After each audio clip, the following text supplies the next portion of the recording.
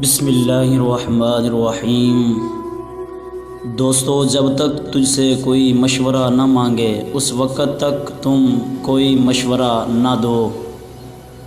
کتابیں گھروں کی طرح ہوتی ہیں، ان کے اندر رہنا سیکھیں۔ جو بندہ ہر وقت اپنے چاہنے والے کے ساتھ رہتا ہے وہ جلد ہی اس سے اکتا جاتا ہے۔ لڑائی جھگڑے سے آپ کو نہ ملنے کے برابر ملتا ہے، لیکن اطاعت میں توقع سے زیادہ دستیاب ہوتا ہے۔ جھوٹ بولنے سے گونگا بن جانا 1000 گنا زیادہ بہتر ہے۔ سچائی کامیابی کی کنجی اور جھوٹ رسوائی اور شرمندگی کا باعث ہے۔